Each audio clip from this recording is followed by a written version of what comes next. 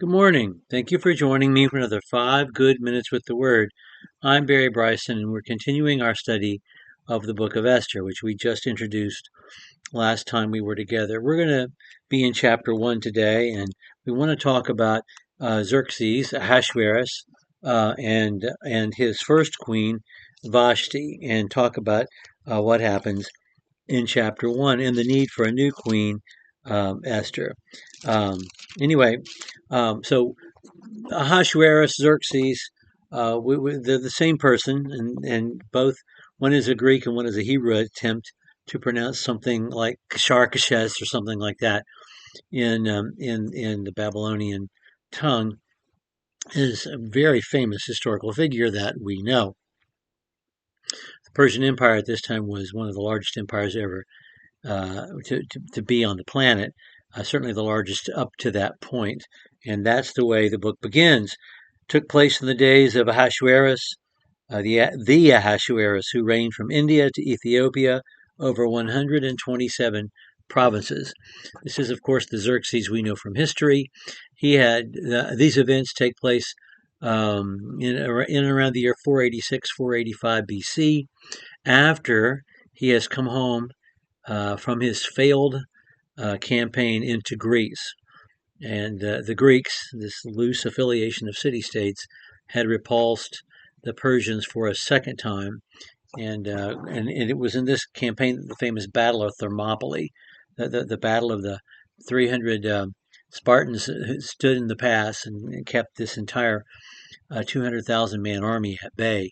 That happened during this war. Well, he's had this failed campaign, but he's still the most powerful man on earth, and he comes back home and projects wealth and strength. And we see that wealth and strength communicated in the first 9 verses of the book of Esther, because it tells us how big his reign was, or his land was. It went from the Indus Valley all the way to include Egypt, down into the Upper Nile, down to Ethiopia. 127 provinces. It's an enormous empire, and he throws a party and brings the governors, the satraps, together, and he has a queen, Queen Vashti, and she gives a banquet for the women. He doesn't compel anyone, verse 8, to come to be a part of this. Everyone they were invited to come if they could, and if they would desire to come, and of course, you knew that just about everybody would come, and so they're celebrating. This is an important thing for him to do, to assert his power, maybe to turn defeat into victory. I don't know, but he did this when he came back from that failed attempt to subdue the Greek city-states. The king of Persia only had one wife. He had a large harem, but he only had one wife at a time. He was technically a monogamist, and Vashti was his queen and would be giving birth to the heir to the throne. Um, it was it was not done, and the way things are done is so important when we read about the Babylonians, the Persians, not only here in Esther but also in the book of Daniel and elsewhere. That things are done according to the law of the Medes and the Persians. It was not done that women and men banqueted together, but for some reason, um, the king is bragging about how beautiful his wife is, that she's the most beautiful person, in the kingdom. Um, and so he asks her to come and show the men how beautiful she is. He's not asking her to do anything pornographic or untoward.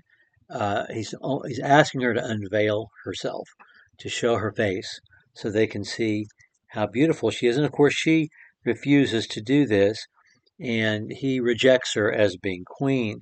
The queen's conduct will be known to all the women, causing them to look with contempt on their husbands, saying, by King Ahasuerus' command, Queen Vashti be brought to his presence, and she did not come. So he can't allow this.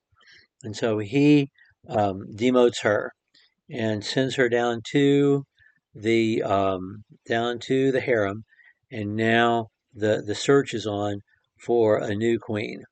If it pleases the king, let a royal edict be issued to him by him. Let it be written in the laws of Persia and Media, so that it cannot be replaced, that Vashti should come no more into the presence of King Ahasuerus, that the king give her royal position to another who is more worthy than she.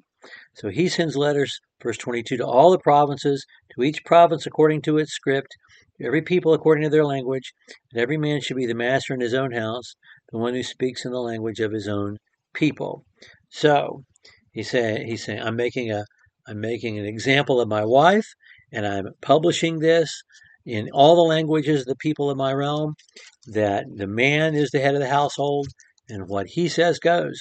And if he says, come and unveil yourself, then you better come and unveil yourself if you're if you're his wife, because he's the one in charge, as I am in charge. And that's what happens in chapter 1 of the book of Esther. This precipitates the search for a new queen, and Esther, of course, will be chosen queen next time. Thank you so much for joining me for another 5 good minutes with the Word. We'll pick up there when we see each other again.